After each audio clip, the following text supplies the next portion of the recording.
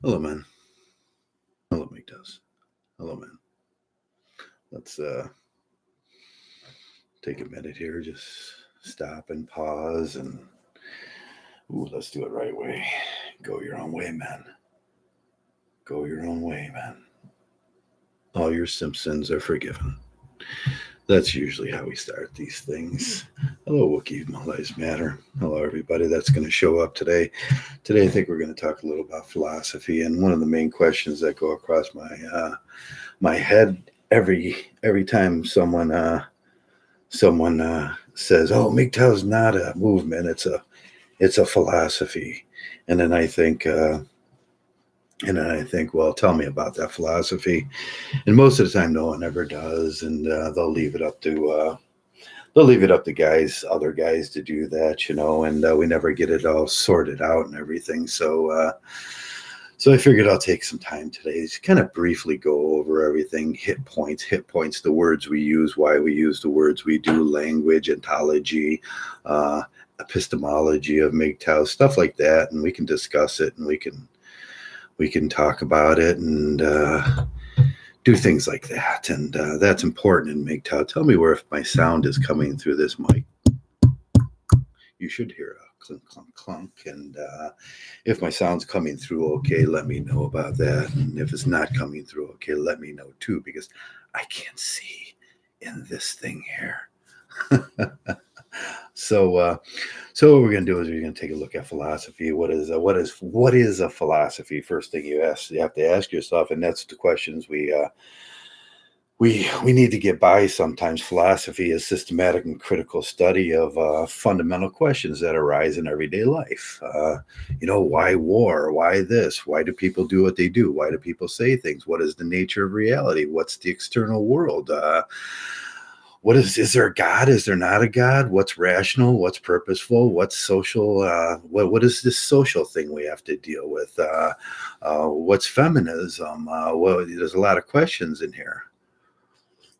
Of course, everybody doesn't know everything, and everybody can't possibly know every bit of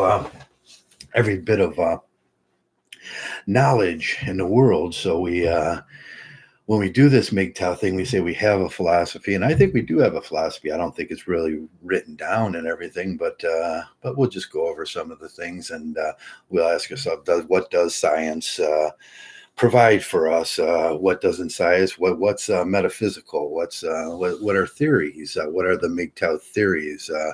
Does it go into evolutionary science? I don't think so. Quantum physics? No, I don't think so. Them are other things. Them are scientific.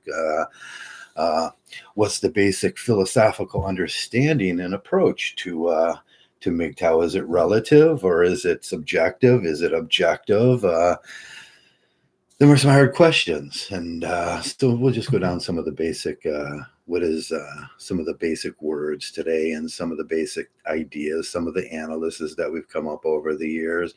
And we'll try to construct it logically, rationally, like men do. And when I say logically and rationally, them are two facets of the MGTOW philosophy. Men are logical, men are rational. So I guess we'll start with last week I talked about feminist epistemology and how it fails. But if we're going to say that, we have to talk about MGTOW epistemology, the studies in the question of knowledge and rational belief. Generally, men are considered to be rational. It's one of the problems in science. They say that's one of the biases in science, that men are considered to be rational and women are considered to be intuitive.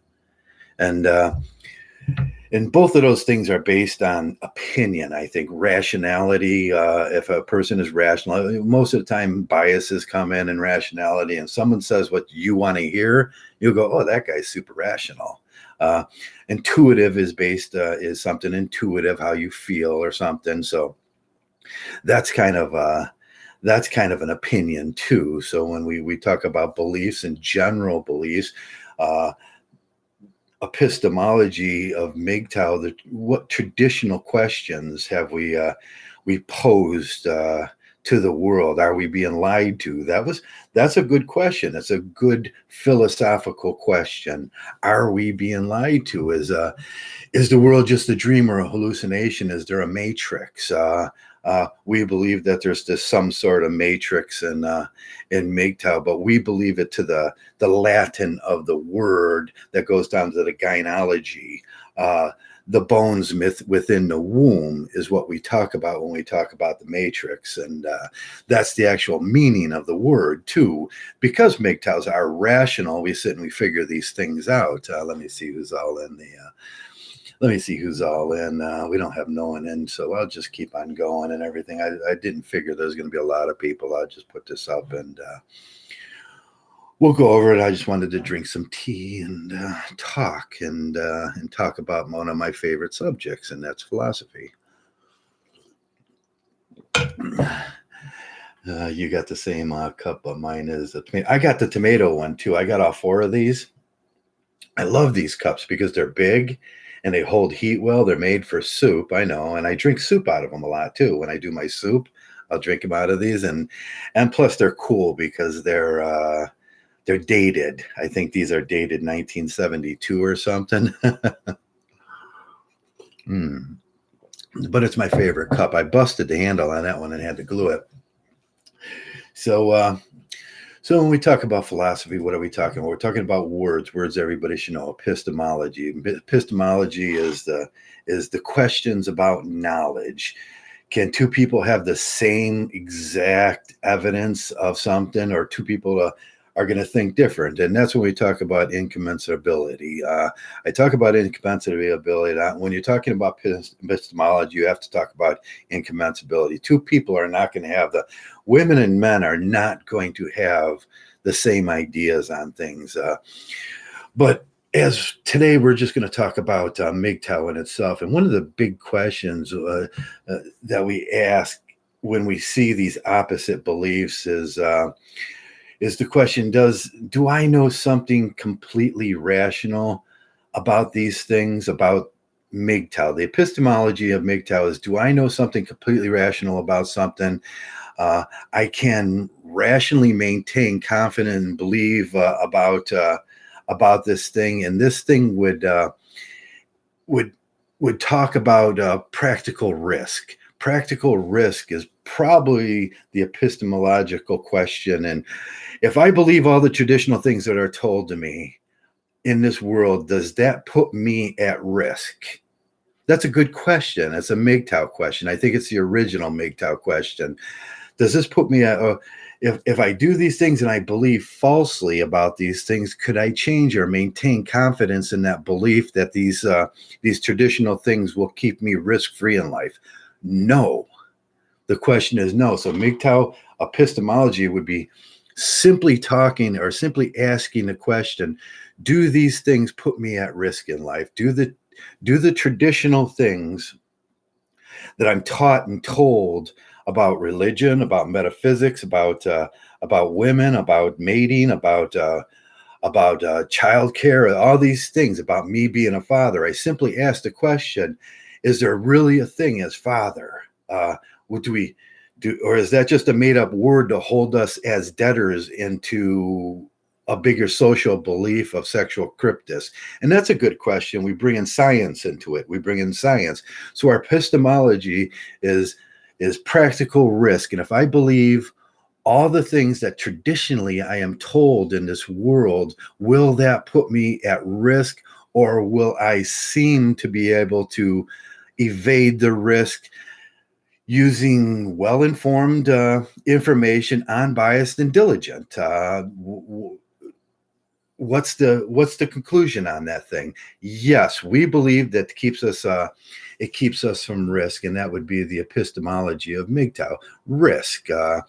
If I believe I'm asking a question, I have this, and it conforms to probably some of the earlier modern. That we're talking about postmodernism here in gender dynamics. We're talking about modernism when we talk about Nietzsche and all those guys and Descartes and everything, and the existential questions. how do I feel about this thing existentially, about this MGTOW thing? Does this put, when I get the red pill, what happens? It puts me at an existential crisis, and I have to start worrying about risk. And that answers the question of what the MGTOW epistemology be. Now we go into the metaphysics of MGTOW. What are the questions I believe? How do they take these forms? What is metaphysics? What is metaphysics? It's a study of world. It's a study of what the world is like, what really consists inside the world. Metaphysical questions take the form of ontological questions. Some things about laws and nature and causality, space, time, things that we can't really put our thumb as on, like this glass. I can put my thumb and I know it's not logic, and I know it's not an epistemological question. Metaphysics are the questions about the natures of like modality, good, evil, beauty, justice, them things. The metaphysics of MGTOW. Do we believe in God? Don't we believe in God? A lot of people do believe in God in these things. A lot of people argue whether they don't believe in God in these things. Does MGTOW kind of hit around? I think MGTOW, because of the nature of the logic and the rational beings we kind of avoid the metaphysics of ordinary things. We're talking about what Kuhn would call ordinary things. Ordinary things. Do I go to church? Do I have ethics? My morality. What's my morality versus other people's morality? What's the plurality of the world and stuff like that? It doesn't really. Once you hit MGTOW, metaphysics doesn't really blend in MGTOW. I don't think so. There's questions about. I see Steve Hoka doing questions about beauty and goodness and stuff like that, and I see some of the guys really. What are they observing in the concrete world, and what's the realm of eternity? Will I live forever? Stuff like that. Am I going to heaven? Am I going to hell? All those things we kind of put away, and we'll talk about them lightly and in jest sometimes. But in MGTOW, we really don't talk about a lot of metaphysics. When you talk about metaphysics, you can go to Godfrey or Leibniz and stuff like that and ask that about them. So we talked about the epistemology. We talked about metaphysics, logic. Now, logic is my thing. You guys know what logic is my thing. And logic is what I would call the ands, the ors, or the nots of the world and how we live in. And logic's a little more than that. Logic is how we put together rationally in this world, and we know things are a truth. Hello, Wish Wish. Hello, MGTOW Smurf. Just kind of talking about the actual philosophy of MGTOW, and I know you just bear with me on this stuff, and we'll get to it. So the logic of MGTOW. Logic in itself is a study of the validity of patterns, how they interface with the world. Logic, like I say, ands, ors, or nots, and if this is, if it is all, or if it is some. The legal notations of validity and stuff like that, the language that we use, and if I say something like logic would be, if it's raining outside, does that generally mean the streets will be wet? That's logic. If it's raining outside, the streets can't be dry. And then we take this into MGTOW, and that's how we get to our MGTOW truth sometimes, is we use logics. And most of the time I say there's three things in this world that can happen. It's an and, an or a not. Anything besides an and, an or a not, you can test this thing by walking through your life someday and asking yourself, what am I doing at every second? Am I doing an and? Am I doing an or am I doing a not? Or am I making or something else making in what I call an executive command? An executive command is a string of ands, ors, and nots in positions. You get NOR gates and NAND gates and stuff like that. You can have two or one, or it could be a NOR and an and. It could be a not if not goes if the knot goes on, if you turn it off, then this turns on, and it's an or, it's a NOR gate, stuff like that. But then we're all executive things, and sometimes we don't have control over our life. So there's executive commands that come in, the things that we have to do. And that's logic. And you have logic in mathematics and language too. Language and how in MGTOW do we put it? We try to stick down the logical path. We see a lot of guys, and most of the guys in our group, we will go, well, that's just not logical. That's absurd. That's milk apple. It's contrarianism. Now, contrarianism is not MGTOW. It's contrarianism. You see a lot of contrarianism and skepticism. They're saying two different things that mean nothing. They're both off the field. First off, in logic and language, you got to keep on the field or in the framework of whatever you're talking about. If you're talking about biology, you talk about biology. If you're talking about, we get a little in MGTOW. We get a little bit off center sometimes if we're talking about the biology, and sometimes it goes to feelings, and that's when we get into metaphysics of MGTOW and the free will question and libertarians and whatever. It's like them are the things we get off of logic, and logic is simply MGTOW. Logic is simply the way we figure out whether we're right or whether we're wrong, or whether it's vague or imprecise language. And we often call people on using vague or imprecise language. There's paradoxes in logic, and some paradoxes, I say, like Joe's paradox. Liars don't like to be called liars. Thieves don't like to be called thieves. Crackheads don't like to be called crackheads. Bad police officers and horrible people don't like to be called bad police officers and horrible people, and they will flame out about that.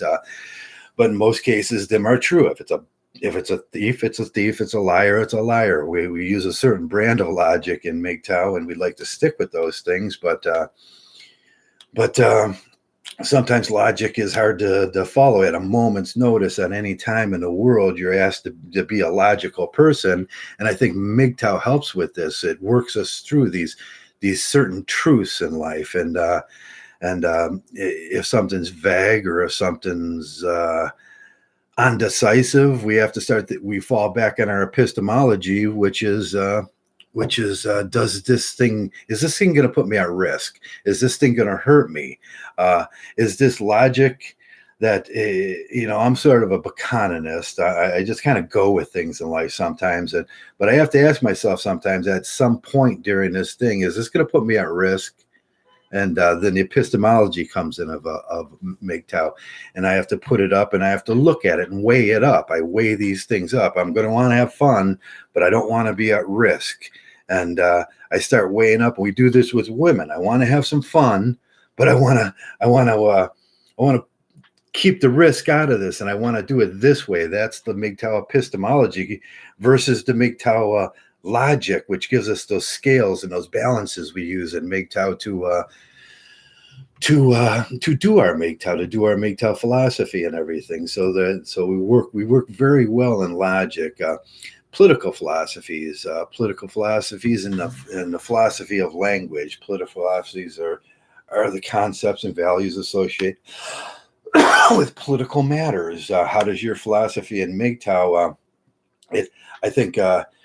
Whether you're Democrat, Republican, whether you're an independent, whether you're somewhere, MGTOW works into those sort of political philosophies, and because it keeps us. We're trying to keep out of risk, and we're trying to ask ourselves questions about what are our moral obligations as being men. And this is where MGTOW really, really starts unwinding to the world.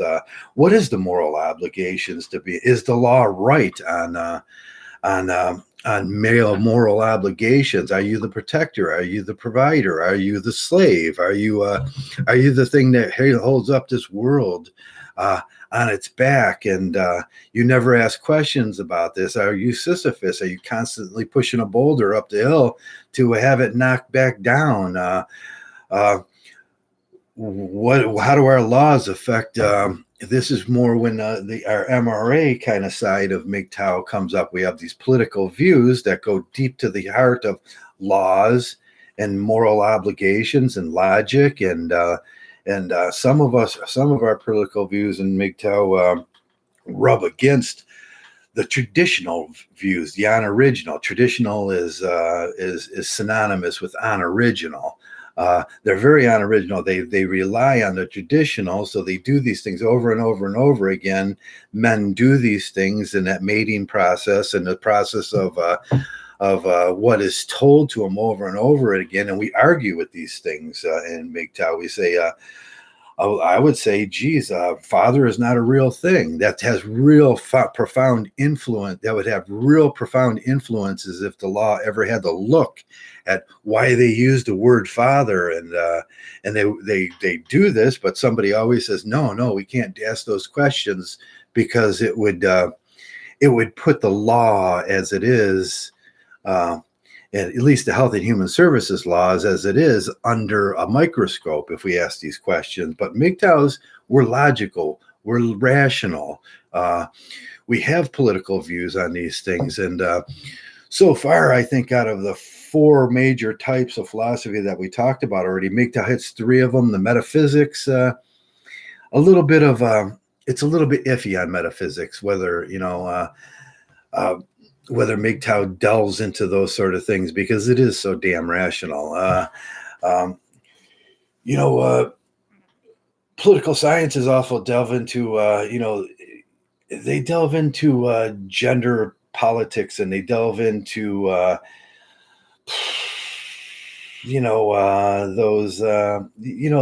those other things that we talk about. And I don't want to say, whether a man has a right to be gay, or whether transsexuality is okay, and whether they should have restrooms separate to their own, child opportunities, and how children should be treated, and stuff like that. It goes into all those things, and we argue these points. So once again, MGTOW hits on political philosophies. The philosophy of language would be next. Language philosophy, the philosophy is devoted to, we have a separate kind of lingo we use in here. We use some linguistical theory on that. The language we use the word simps and white knights and beggars, and we use thoughts, and we use this is a whole different language that we bring in.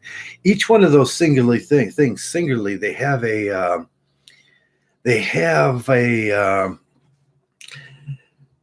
have meanings to them. What is a simp? What is a white knight? We use those words in a simpish male. We know what a simpish male is: a guy that has no respect for himself. He'll do anything he falls deeply, deeply in love, and at the end he's simping, and he's overly involved in a process of romanticism, and he's just he may be smallish, squirmish. He's just a simp, but we know these have meanings. White knights has meaning. Beggars have meanings, and so we have a different language in here. The signals, the gestures we use is part of a language. I was talking about that a little while ago. Signals and gestures, and that holds up MGTOW on the internet, especially with things like this, because signals, gestures, looks, and everything is more than 70% of our language. But the language we use is pretty uniform, and in MGTOW, and it's there is no incommensurability problem with it. Now, when we get into the problem of incommensurability, when I look at when females use the language called intersectionality and stuff like that, that's a big argument with MGTOW. What is intersectional? Intersectional scientifically means that sometimes biology will overflow into the decisions we make in political sciences. So we have an intersectionality in that. That's very scientific, but intersectionality for them means a totally different thing. So we have a problem of incommensurability there with the languages between the genders. So we try to keep our language simple, and we try to keep it literal, and sometimes we use these figurative terms like we do, and metaphorical terms to sum up ideas. And there's a lot of MGTOW phrases. There's hundreds. You hear them all the time. The hundreds of MGTOW phrases the MGTOWs use sometimes makes it too open and easy to get into MGTOW. Learn a few catchphrases and become a MGTOW. And I was talking the other day with someone about the frat boy MGTOWs. I mean, they're just regular frat boy blue pill guys, but they want to be MGTOWs. And their MGTOW is just like being frat boy, kind of cool, going around and hitting the women and hitting that. And woo, I'm free and I'm happy and I'm young, and that's kind of frat boy MGTOW. And that's not really MGTOW. MGTOW is the process of finding self with that's a good question too. The epistemology of finding self. What is the knowledge that I'm going to obtain in MGTOW to find self, who I really am in this world? I think that's the biggest question when we look at kids and children, 18, 19, 20, 21, up to 30 years old. They're trying to find who they are in this world, and MGTOW gives a good idea of who you are. MGTOW, the whole general study of MGTOW, after you get been around a while, it's learning what's deep down inside. If you know thyself, you know the world, and it's important to know thyself in this world. So our languages is pretty definite on that stuff, and so out of the 5 I think I've done so far, I'm talking we hit on 4 MGTOWs. In to be an actual philosophy, you have to kind of hit on two of the actual headings, or what we call propers. What I'm talking about today is MGTOW propers. The moral philosophy would be the next. Moral philosophy is a proper in philosophy. So it's something we talk about, the ethics study and what ought to do and what people not ought to do. I think that when MGTOWs talk, there's this intuitive sense of moral philosophy, and it's more of a Descartesism sense of moral philosophy. We all know right, we all know wrong. We know if I look down and I sweep my side of the street, then I can say things with confidence that I'm not that person that they talk about. And what I was noticing with the frat boy sort of MGTOWs is they become everything that feminists say they are, and they are misogynistic. They're openly aggressive. They talk about women like they're just want to hit that and quit it. It's the PUA sort of thing, and then they become these things that feminists hate. And then we become that which they say we are. And I think that is the biggest problem we have to tackle in MGTOW. Some of these guys want to just be frat boy MGTOWs and woo, all their life. I'm wild, I'm free, I'm wild, I'm crazy, and I'm free. Woo! No, don't become what feminism hates just because that would piss them off. That's just becoming exactly what they are, and they prove their point. I see some of these guys, and all I can do is just look down and go, oh my God, they're proving feminism right. So we have a moral philosophy, the ethics, to which we deal with things, and we say we're aesthetic. We're aesthetic. What is good? What is bad? What is right? What is wrong? The biggest thing in MGTOW that we don't want to be is hypocritical. That's why we do those deep introspections. I can't tell a feminist not to be such a whore if I'm a whore. I can't tell her not to. I can't tell them not to ride the carousel, that sea carousel, if I'm doing that myself. I have to present myself. I'm a man above reproach. So the moral philosophy of MGTOW is being above reproach. You don't ask me certain things about my life, and I don't tell you certain things about my life. And we establish an aesthetic theory MGTOW about things we do, things we don't do, what we will do. But a lot of times those things, these moral claims that we make are violated by other MGTOWs. There's the libertine MGTOWs too. So if we look at MGTOW and a philosophy of MGTOW, and what we have, these libertine MGTOWs that they're very libertine in their attitudes. What's wrong with dolly diddling? There's no problem with if I need to have sex, I just do it with the doll. We find that to be no. The philosophy of MGTOW is never ask, never tell. Them are the things you don't talk about in this world, because MGTOW has a certain image. We have to portray out to the world, and whatever you're doing in your private time is nobody else's business, and it shouldn't be talked about. There is a moral philosophy that gets violated a lot around here too, which brings us to the fifth or sixth, aesthetics. That's aesthetics. Aesthetics is the things, monkness, the monkness of MGTOW. I'm a MGTOW monk. I have a certain aesthetic things I hold up there. I have a moral principle. There's things I don't talk about. So that goes hand in hand with the moral philosophy in MGTOW. And so we have a moral philosophy.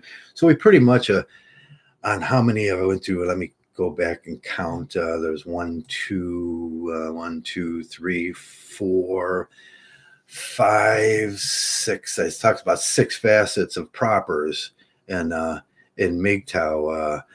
So the last one would be aesthetics, sometimes we get lost a little bit. And somebody asked me once, I think it was MV asked me once about philosophy and history, the history of philosophy. Does MGTOW care about that? And that's one of the things. Historical philosophy is probably more for guys like BGS and me, and I don't hear TFM talk about historical philosophy a lot and stuff like that. What's the history of MGTOW? Is how do we apply it to, well, MGTOW is such a new thing in this world as men trying to be free for the first time from I think the history of MGTOW is the suppression of the male in the past. And we talk about it a lot. So it's a negative history when we talk about MGTOW's history. Men have always been the protector. They have always died for their country. They have always been sent to war. Millions and millions of men die every year for the protecting society. That's the history of men. That's the history of MGTOW. And it's a bad, horrible history of MGTOW. And we talk about it all the time.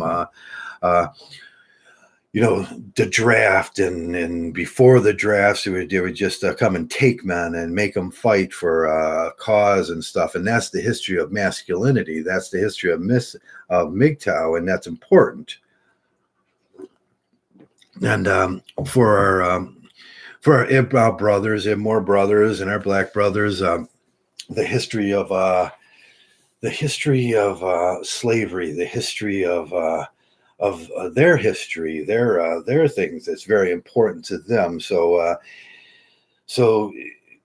in a sense, MGTOW is personal to us all, and our culture, our history goes deep. I'm Irish. My deep Irish history is important to me, but it may not be important to MGTOW. But as MGTOW looks out onto the intellectual disciplines that we do and everything like that in Western culture. Now, there's where we hear about it all the time in MGTOW. People use the word Western culture. And what we're talking about is the philosophy of history and Western culture, and how Western culture developed academically and philosophically through the things that we do philosophically. Men do philosophically. We figure things out. And those things. So I think MGTOW has a very active involvement in the philosophy and history of MGTOW. Why study philosophy? Why even look at it? Because it tells us, well, we're keeping ourselves out of risk. We're asking whether traditionalism is going to harm us. How do we do that? Well, we're in search of the first question, epistemology. We're in search of knowledge to do that. we're in search of these activities in our life that'll motivate us and teach us about things in life in the correct way, the rational way to think about, the logical way to think about intellect. We all have intellectual curiosity. I think MGTOW feeds the intellectual curiosity of the philosopher because it's new, it's original, it's postmodern. It sometimes argues with the modern, sometimes agrees with the modern.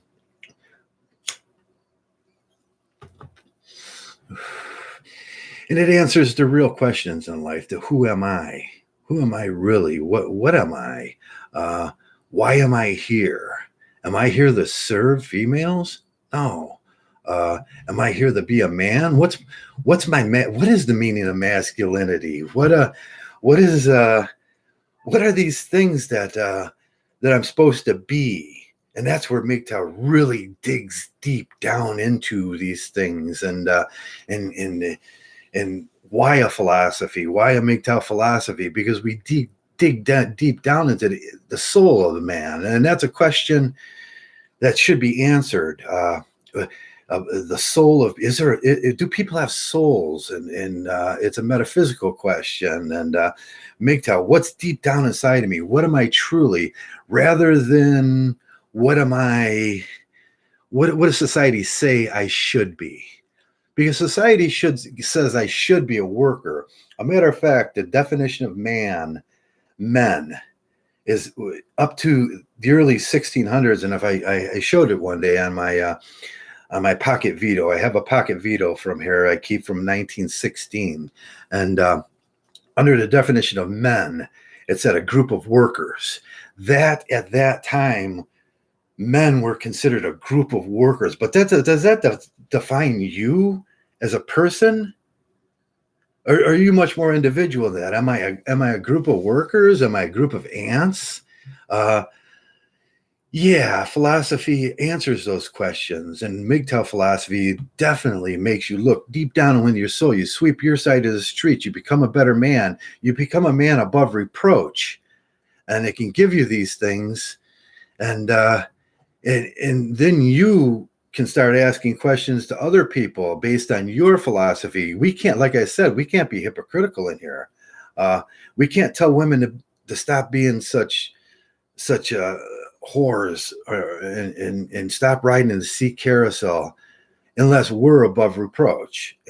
Because it just makes us, when I look at a PUA saying that to a woman, I'm thinking, Jesus, you're a little bit hypocritical there, buddy, aren't you?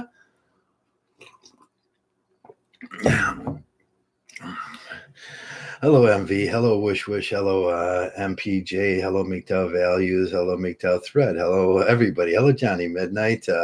Hello. I'm just, the question is, people often ask me, I didn't go over this with a lot of guys. The question that people always ask you, they say, oh, MGTOW's not a movement, it's a philosophy. Well, we know that existentialism was a movement. The philosophy of MGTOW, in a sense, is a movement, a philosophy. But what is it? When I ask these guys, what is the philosophy of MGTOW? They don't know. They cringe and it's a personal philosophy to them. And MGTOW's not a personal philosophy. MGTOW's a philosophy we should be writing down, asking these questions, and we should do it in a very intellectual way, sort of like feminism did for the last 40 years. They developed an epistemology. They developed and these are accepted things. If that's accepted for feminism, then we can accept a MGTOW philosophy for men. Masculinity. What is the meaning of masculinity? What does MGTOW give you? Sharper thinking skills, maybe. You develop, as soon as you start dating women like that and start association, your IQ is going to go up 20 points if you haven't realized that. The ideas of critical thinking, sound reasoning, argumentation. We do a lot of argumentation in here. Proper argument, sophist argumentation. We do philosophical inquiries too. We do intellectual. We're intellectually creative. It fosters those intellectual, creative things within a man, where we do these philosophical inquiries upon the world. And like I said, the original existential problem, or the original existential question in MGTOW, is: have you been lied to? Or why would the schools lie to you? Why would your government lie to you?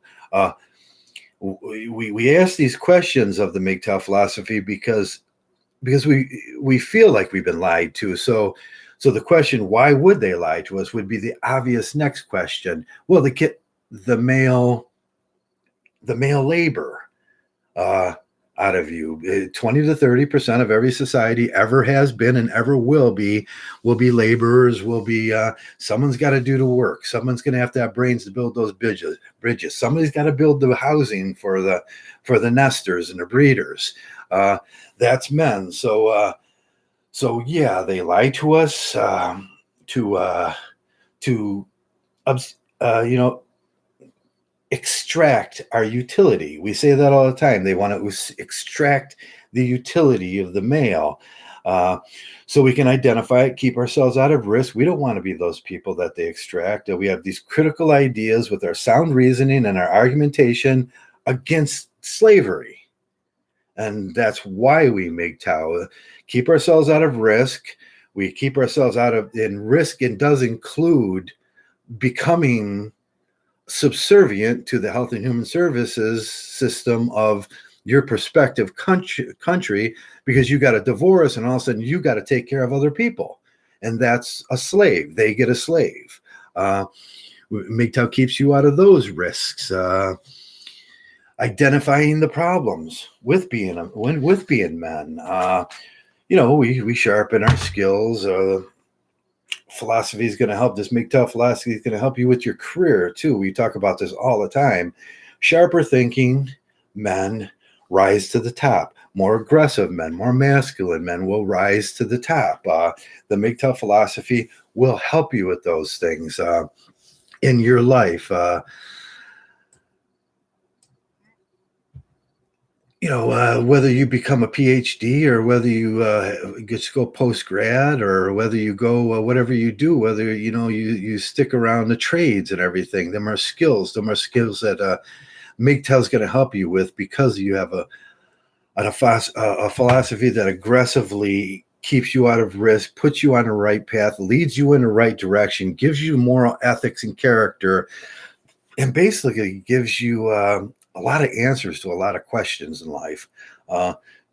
Sharper people will be better journalists. They'll be better bankers. They'll be better writers, publishers. They're going to be better. They're going to be better electricians, because they're going to understand the logic system. They'll make better businessmen and entrepreneurs, political, social activists. We'll make better social activists because we're more in touch with an active philosophy. And an active philosophy is what we have to get to here in MGTOW. What is the action of our philosophies? And that's the thing.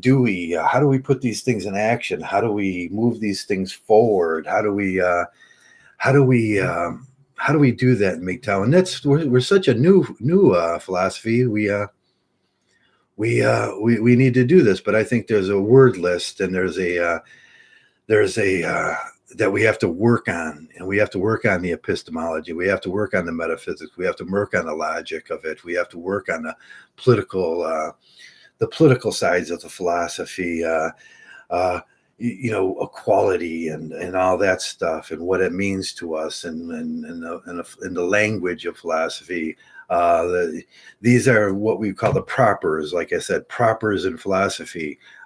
What is a proper? When I was having an argument about Ayn Randy in philosophy earlier today, objectivism, and my only thing is Ayn Rand, she lacks propers in her philosophy, and Kuhn would say propers are all these things that I'm going over. What is the moral philosophy? What is the philosophy of language in her, and with her philosophy, and all these propers, the way we think about them, the aesthetics of it, the history of objectivism, stuff like that. And so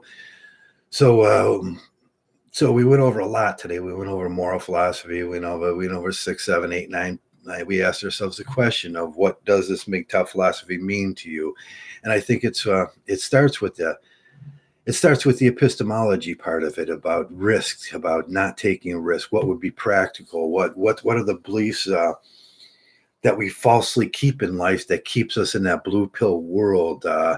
What do we do to rationally maintain the confidence in the beliefs that matter in MGTOW, that matter for men, that keep us unbiased, that keep us dignified, that keep us with a good consciousness about what's really going on in the world, when the traditional world is just based on these people keep doing the same thing over and over and over again, and they're having same results. They're having the same failures. It's breaking out. 89% of our society ends up divorced. Families are being crushed. Nobody seems to care, but MGTOW cares. So, and by keeping ourselves out of those risks, we can take a practical look at what works, what doesn't work.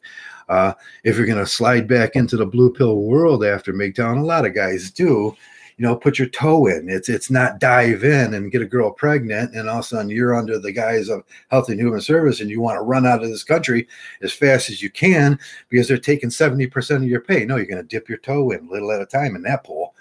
Ooh, that pool's kind of cold. Maybe I'll just stand around a little bit and watch and learn. Practice a MGTOW epistemology. Ask the question: did those traditional things fail many, many men before? What's the rationale behind that? What's the ratio of failure to? We ask all these questions. We use very scientific stuff. And I think we prove it right and everything.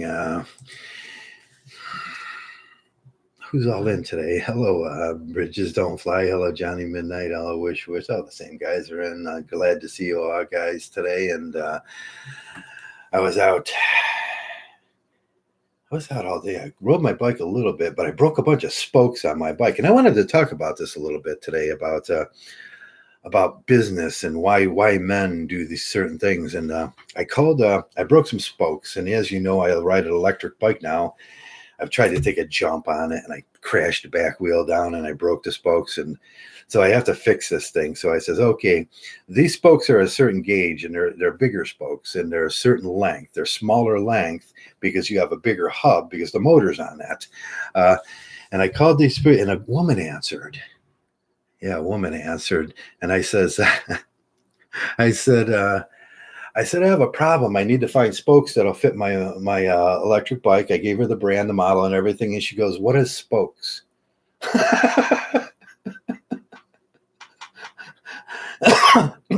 And I said, I have broken spokes on my tire. They're tire spokes, spokes. She says, I don't understand. You're going to have to be clearer about that. And I was thinking, how much clearer can I be about I need to buy spokes, broken spokes? You know what it was? She saw in a product, they gave this company the female product, and she had no idea about any of the product. And that's so that is so American. It's so like women are selling bridges and they have no idea what a bridge is. Women are selling bikes and they have no idea the components of a bike. Women are selling these things, and then we often hear about customer care and stuff like that. Well, customer care and the epistemology of customer care and everything in the medical community and those things, there's a customer care, but they're so dense that she didn't know what a freaking spoke was. I was like, And then after a while with talking to these people, I realized that it would be better for me just to go out and try to find a spoke that'll fit. And I'll do I said, last thing I said to him is, if you guys need a representative for these parts and to put together a parts store for you on Amazon, I could do that, but I'm going to have to go do this because I'm getting nothing here. And it was like, oh man. And I could see the problem with feminism in the workplace, feminism in things like, pedal bikes, selling motorcycles, they really don't know a lot about the actual item that they're selling about. And when you're doing specialty bikes like I have, people expect a little bit of service. If you buy a Trek or a $600 bike, you expect a good service on that. That's why they use them on motocross. You can't have a company going selling a $600 Trek bike and going, hey, what's a spoke? I almost started laughing. I was like, really? You don't know what a spoke is? So that was one of the problems I ran in today. It was one of those funny things where I can see the difference. I can see the difference in the world. I can ask a question, or I can ask a MGTOW question about shouldn't people be trained, be qualified for the positions that they're going to get in this world, for the opportunities that they're going to be given. I would like to be selling hundreds of thousands of bikes myself, and I think I know what a bike, major components and how to put them together, how to take them apart and everything. But there's some questions about the epistemology of political sciences that we bring up when we bring up these questions like that. Should women be selling things that they don't really know nothing about? And the question is, you get a bad product, then it makes the whole product look bad, I guess, but it's you don't get no customer service. Should people that buy these products from female-owned businesses expect no customer service? Or will they just move on to male services, where you can call a guy and he'll say, well, that's a 5.5-inch spoke, that's 130 millimeters, and buy the 14 gauge ones. If you can find the stainless steel 14 gauge ones, buy those. Stuff like that. Them are the questions we ask in here. And that's all I wanted to talk about today was the actual MGTOW philosophy, the words we use, the modern words to the postmodern, that the postmodern is the gender dynamics of that. That's why I ended it on that story. We talk about these things. But in MGTOW, when I look around, a lot of the guys don't have a real good general sense of, what the MGTOW philosophy is. And I wanted to go over that a little today. Dougie's outside barking. He wants to come back in. He's deaf and he's blind. And I don't know what he got himself into. So I'm going to end this thing. And I'm going to end it with the way I always do. Thanks a lot, man. Thanks a lot, every one of you, for coming around. And most of all, thanks a lot for being MGTOWs. MGTOW.